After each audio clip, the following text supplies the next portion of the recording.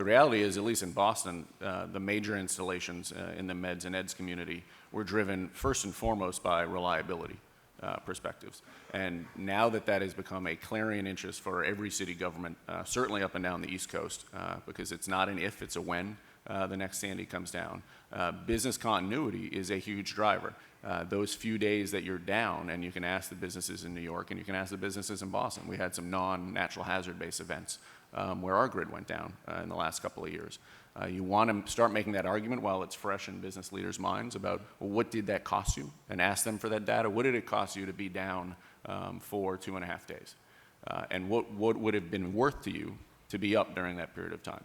And I think once you start to add that value to the other values that District Energy has always been communicating very well, you wind up with a very compelling argument for a diverse, robust, flexible, resilient system.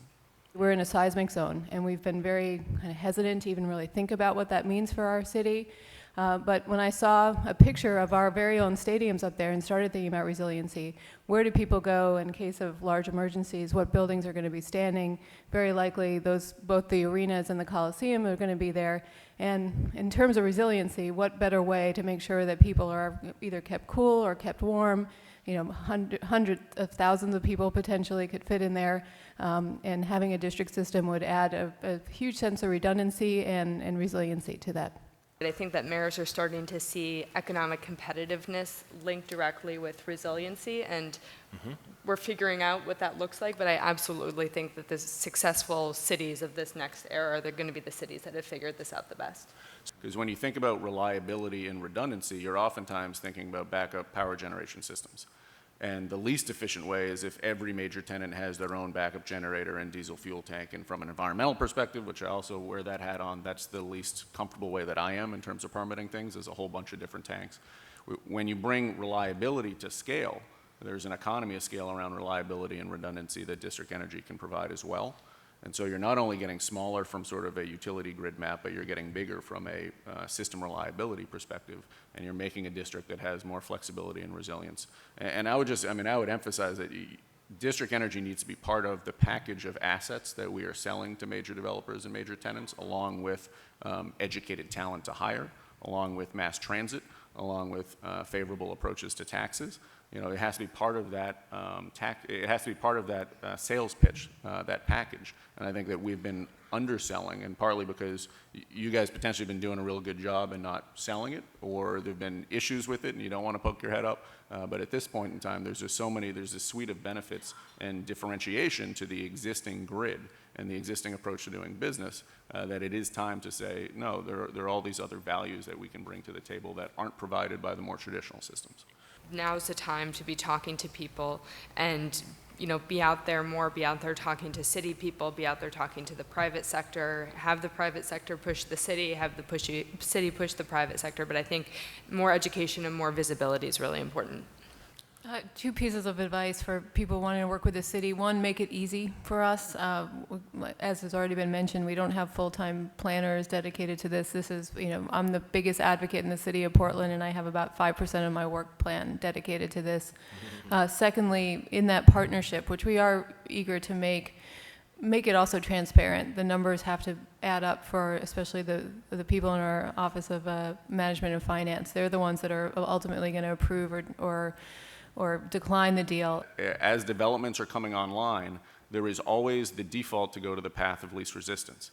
And if that's building out the same infrastructure that we've always had, that's what all new ideas are always pushing against. So helping your regulators, helping your partners understand how to make sure that the best idea actually becomes the path of least resistance. And if it's District Energy, what are the hurdles that we need to overcome ahead of time, before the project is ready? You know, I wouldn't think 5 years out, Rob. I would think 40 years out. So most of our goals as cities around both climate action and around economic development have 2050 targets. Right. So take our full build scenario in our city and take our climate action goal, and then come to us and tell us what type of energy grid we need and where District Energy makes sense in that grid. And don't restrict yourself to thinking of only what current regulations or current permitting would allow to happen. Let's work backwards from what's necessary and start the question from how do we get there. And that's a lot easier than doing policy by sort of individual project. We need a vision for what our energy grid looks like at an urban scale for 2050 that accomplishes both our growth goals and our greenhouse gas emissions goals. The biggest barrier to district energy systems has to do with timing. And so the best day to start planning for it was 20 years ago. The second best day is today. So looking at that time is crucial. And then secondly, partnerships. Who are you going to partner with to make this happen? Because the city's not going to do it alone. You definitely need a strong leader. You need someone who has a vision, who understands the complexities of a partnership like this, who understands the benefits of them.